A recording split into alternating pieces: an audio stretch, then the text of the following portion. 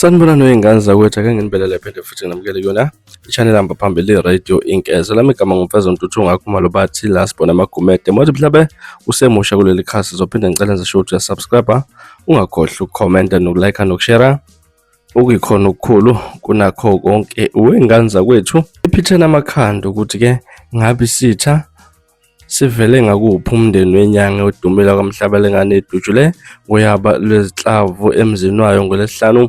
Umnumzane James Godolala lamankankane Mthembu beneminyaka ewu-61 kuthi uhlasele ngabalisa ababili abangaziwa abagasele ikhaya lakhe phela ndaba eManguzi emva kwehora lesishiyagalombili ebusuku. Bambulala phambi komndeni wakhe ngesikhulu esihluku. Indodana yakhe umnumzane Amandla Mthembu elandisiso lezo uthe isigameko senzeka nje kungazelele umuntu umndeni ubuthene kujatshule bekungabo 3 ntambama. Ubaba uthe akuyiwe embazwana kuyothenga inyama kusiwe bebejabula. Ubuye nake igcwele iveni lebala kwapheka ibhaba kusiwa kwajatshula bahomndeni nomakhelana kuchaza uMthembu. Uthe-ke kwayena uyisa ayikho into embikezele ukuthi khona ukuzomehlela umshophi ngendlela abekade ezijabulele ngayo. Ngabo 7 uze wabapha bonke imali ezingango-200 bayingane zakhe nje bonke umuntu ngamunye ukuchaza uMthembu. Uthe ngesikhathi bahlaselwa abasola bangena egcekeni kunganake umuntu ngoba kuhlale kuphithizela izigane zikamufi. Kwazise-ke ziningi kanjalo nalabo abasuke bezofuna usizo lwesintu bamnombola ukuthi baqale bamfonele nokuthe uma ephakamisa ucingo ethi uyaliphendula base bamdubula bobabili ukuchaza uMthembu. Uthe-ke bamhlasela phansi kwesihlahla egcekeni lapho kosiwa khona ehleli nezinye izihlobo. Uthe-ke ubezwe ngoyise ebuza ethi-ke hawu sekwenze njani manje. Uthe-ke bahlaselile bebengakhulumi lutho ngesikhathi bedubula uyise. Wathi seqaphelile ukuthi ziphelile izinhlamvu zokuqala ebebezithululwa kuyise baphinde bafake ezinye baze-ke bashintshe omagazini bafaka abanye bamdubula zingaphezulu ka-30 izinhlamvu abamdumule ngazo-ke lapha. Uthe-ke bathe bamkhuthuzile umufi bathatha isamba semali elinganisela ku-15,000 iselulo ophaqa abakade bagqokile nekhiwe emoto. Bathi-ke ubuye badubula amasondo ezimoto ezisikhombisa bekade zisegcekeni ngenhloso yokuthi umndeni ungakwazi ukushesha unyakazi uyofuna usizo. Uqhube ngokuthi-ke babuye badubula babhekise kwenye izindlu eziseduze kwendawo yesigameko.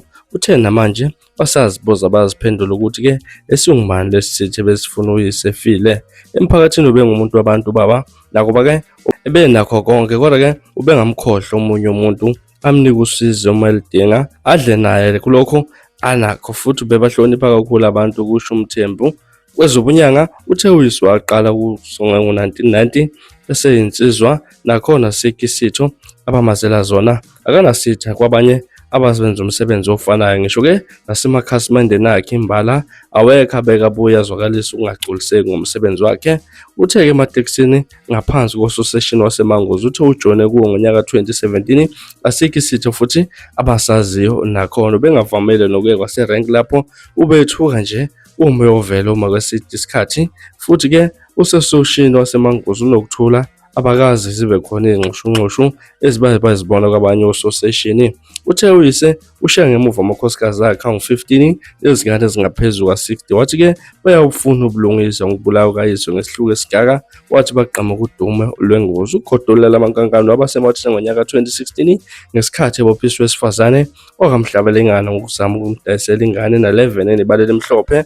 Kuthiwa-ke lona wesifazane wafika kuye wathi ufuna ukumdayisela ingane ezithathu ezinebala. Wathi-ke uzombiza u100,000 ingane ngayinye. Umufi kuthiwa wavuma laphezulu wakhomba usuku lapho esifazane kwakufanele lethe khona ngalo ingane. Kwathi esefika neyodwa yazo kwavela ukuthi yayi ngesihlobo sakhe lona wesifazane. Wazithela phezulu kwamaphoyisa ayebizwe umufi zamkhalela kanjalo. Wagcina egwetshwa iminyaka engu-20 lona wesifazane ngecala lokushushumbisa umuntu. Ephawula ngalokhu umufi kwabezindawo wathi ugeza igama lezinyanga eziqotho ngelithi izinyanga zangempela zisebenzisa izicubu zabantu uma zithaka imithi. Okhulumela amaphoyisa azuladala umnumzane Robert Nechuda utshele bezindaba ukuthi amaphoyisa aseManguzi aphenye icala lokubulala kulandela isehla athe umbangela yokubulala ayikaziwa. Wathi amaphoyisa aphuma inqena athungatha ababulali. Ingane zakwethu izona indaba ezihamba phambili asinilethela zona kwezisenkezweni. Ngakuthini mhlawumbe wakho ukuphawula lo daba?